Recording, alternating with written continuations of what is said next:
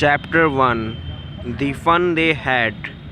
Before you read, the story we shall read is set in the future, when books and school as we know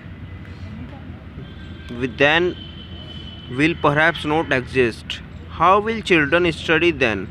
The diagram below may give you some ideas. In pairs, discuss 3 things that you like best about your school and 3 things about your school that you would like to change. Write them down. Have you ever read words on a television or computer screen? Can you imagine a time when all books will be on computers and there will be no books printed on paper? Would you like such books better? 1. Maggie even wrote about it that night in her diary. On the page headed 17 May 2157, she wrote, "Today Tommy found a real book. It was a very old book. Margie's grandfather once said when he was a little boy, his grandfather told him that there was a time when all stories were printed on paper. They turned the pages, which were yellow and crinkly, and it was awful funny to read words that stood still instead of moving the way they were supposed to.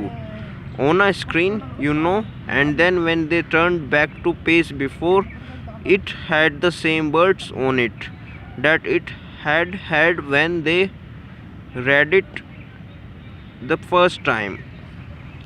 "Gee," said Tommy, "what a waste. When you were through with the book, you just throw it away, I guess. Our television screen must have had a million books on it, and it is good for plenty more. I wouldn't throw it away." "Same with mine," said Margie. She was 11 and hadn't seen much telebooks as Tommy had.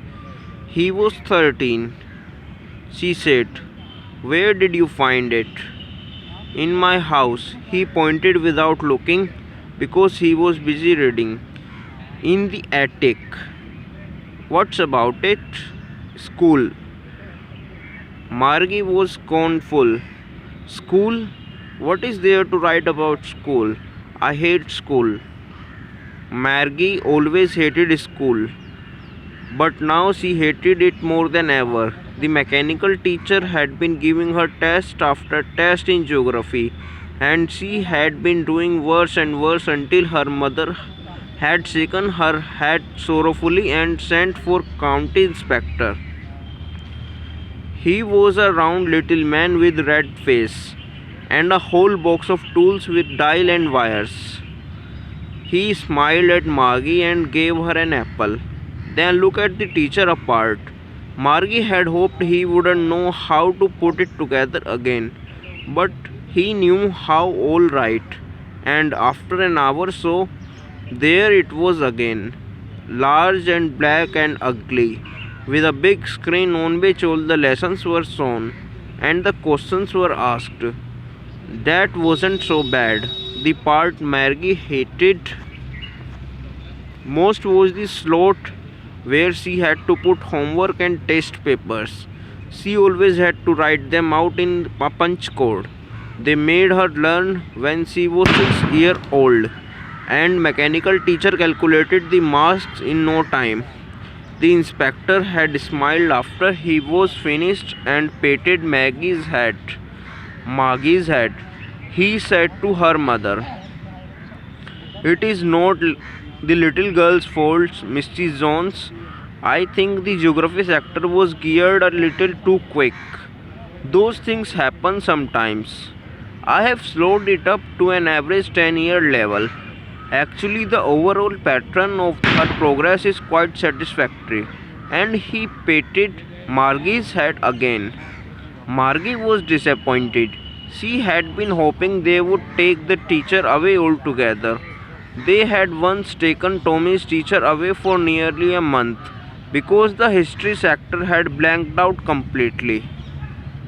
So she said to Tommy, "Why would anyone write about school?"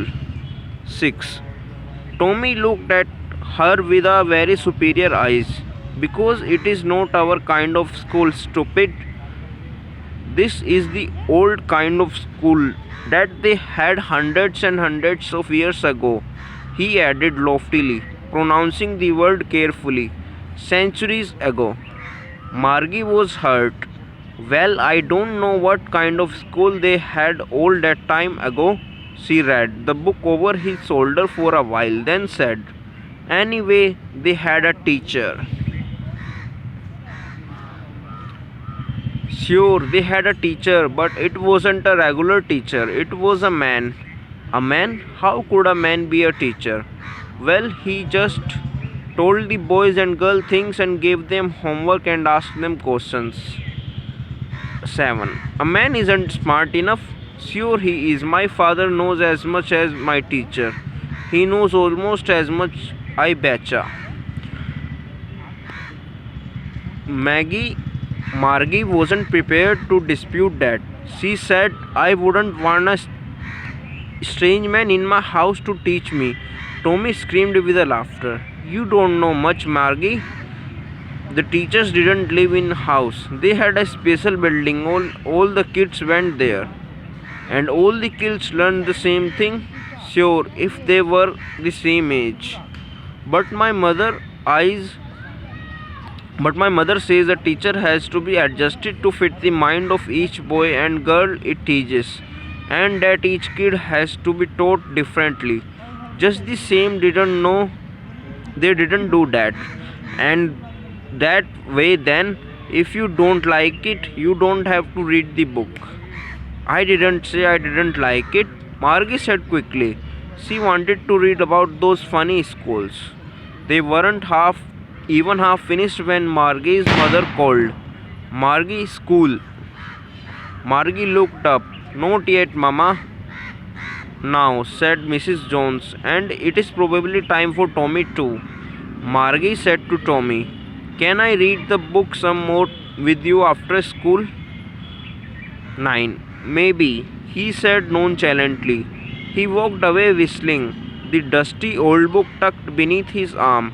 Margie went into the schoolroom.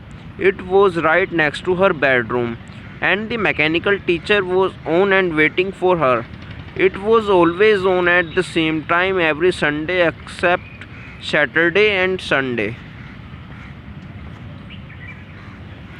Because her mother said little girls learned better if they learned at regular hours. The screen was lit up and it said, today's arithmetic lesson is on the addition of proper fractions. Please insert yesterday's homework in the proper slot. 10. Margie did so with a sigh. She was thinking about the old schools they had when her grandfather's grandfather was a little boy. All the kids from the whole neighborhood came laughing and shouting in the schoolyard, sitting together in the schoolroom, going home together at the end of the day. They learned the same thing so they could help one another and with the homework and talked about it. And the teachers were people. The mechanical teacher was flashing on the screen. When we add fractions 1 by 2 and 1 by 4, so on and so on.